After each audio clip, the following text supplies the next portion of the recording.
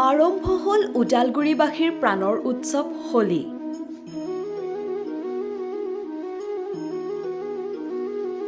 দ্বিতীয় বৰপেটা সত্ৰলৈ পৰিণত হ'ল উদালগুৰিৰ শ্ৰীমন্ত শংকৰদেৱ সত্ৰ।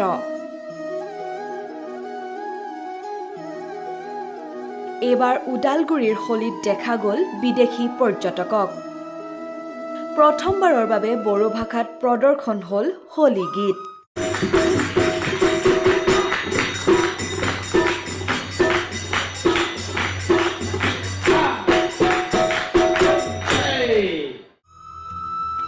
বৰপেটা সত্ৰৰ পৰম্পৰা অনুসৰি দেওবাৰৰ পৰা উদালগুৰিৰ শ্ৰীমন্ত শংকৰদেৱ সত্ৰতো তিনিদিনীয়া বৰ্ণাঢ্য কাৰ্যসূচীৰে আৰম্ভ হ'ল শ্ৰীকৃষ্ণৰ দৌল উৎসৱ। দৌল উৎসৱৰ প্ৰথম দিনা সন্ধিয়া অনুষ্ঠিত গন্ধোৎসৱ উপলক্ষে বৰপেটা সত্ৰৰ পৰম্পৰা অনুসৰি প্ৰদৰ্শন কৰা হ'ল আতচবাজী।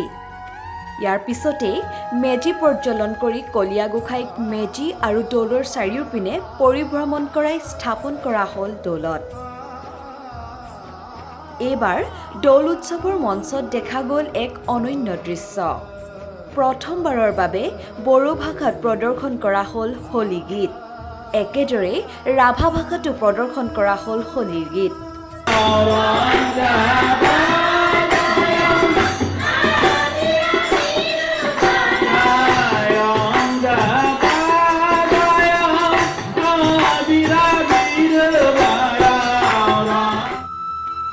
এবাৰ বিদেশৰ পৰা অহা পৰ্যটকেও উপভোগ কৰিলে উদালগুৰিৰ হোলী।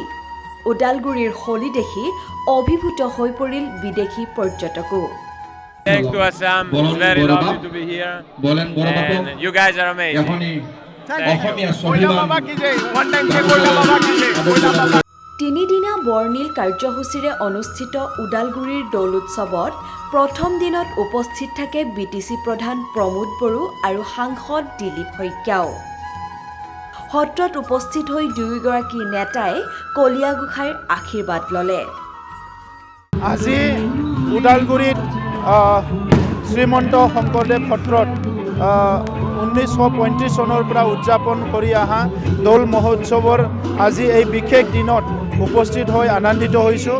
মই উদালগুৰি জিলাৰ সকলো ৰাইজলৈ দৌল মহোৎসৱৰ শুভকামনা জ্ঞাপন কৰিছোঁ। বিটিআৰ অঞ্চলৰ আৰু অসমৰ সকলো ৰাইজলৈ দৌল মহোৎসৱৰ শুভকামনা জ্ঞাপন কৰিছোঁ। এই দৌল মহোৎসৱে আমাৰ মাজত মৰম স্নেহ আৰু এটা আধ্যাত্মিক চেতনা আমাৰ মাজত যোগাইছে আৰু এই দৌল মহোৎসৱ উদযাপনৰ দ্বাৰা ওদালগুৰি জিলাত বিটিআৰ অঞ্চলত শান্তি সম্প্ৰীতি ঘূৰি অহাৰ পিছত এটা সমন্বয় আমাৰ মাজত আনিব আৰু সকলো ৰাইজৰ মাজত একেলগে অহা 3টা দিন আমি হোলী উদযাপন কৰিম আৰু বিটিআৰ অঞ্চলৰ জাতি জনগোষ্ঠীৰ মাজত আমাৰ সমন্বয়টো আৰু শক্তিশালী কৰাৰ কাৰণে আমি একেলগে আগুৱাই যাম। উল্লেখ্য যে বৰপেটা সত্ৰৰ পৰম্পৰা অনুসৰি উদালগুৰিত আয়োজিত দৌল উৎসৱটি অহা মঙলবাৰে সামৰণি পৰিব। সেইদিনাই একেলগে হোলী খেলিব উদালগুৰিবাসীয়েও। News desk report, Udalguri live.